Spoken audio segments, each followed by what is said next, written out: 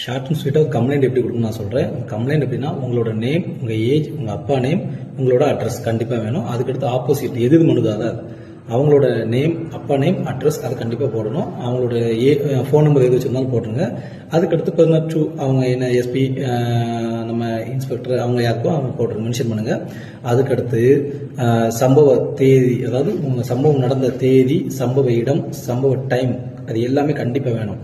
இந்த இடத்துல இந்த தேதியில் இந்த டைமில் இந்த மாதிரி சம்பவம் நடந்துச்சு, உங்களை வந்து கம்புச்சு, உங்களை திட்டினாங்களா, என்ன வார்த்தை சொல்லி திட்டினாங்க, கெட்ட வார்த்தைனா கெட்ட வார்த்தை மென்ஷன் பண்ணணும். அதுக்கடுத்து கம்பை வச்சு அடிச்சாங்கன்னா கம்பை வச்சு அடிச்சாங்கன்னு சொல்லணும். கையை வச்சு அடிச்சாங்கன்னா கையை வச்சு அடிச்சாங்கன்னு மென்ஷன் பண்ணணும். அதுக்கடுத்து உங்களை கொன்றுவேன் அப்படின்னு சொல்லி கொலை மிரட்டல் விடுத்தாங்கன்னா அதையும் கண்டிப்பாக நீங்கள் மென்ஷன் பண்ணணும். அதெல்லாம் மென்ஷன் பண்ணால் தான் கண்டிப்பாக ஒரு கேஸ் வந்து நல்லபடியாக நீங்கள் கொண்டு போக முடியும். அதுக்கடுத்து சாட்சிகள், பார்த்த சாட்சிகள் இருந்தாங்கன்னா அதை மென்ஷன் பண்ணுங்க. இவங்க பார்த்துக்கிட்டு இருந்தாங்க அப்படின்னு சொல்லி அதையும் மென்ஷன் பண்ணிங்கன்னா கட்டாயமாக வந்து சக்ஸஸ் ஆகும். தேங்க்யூ.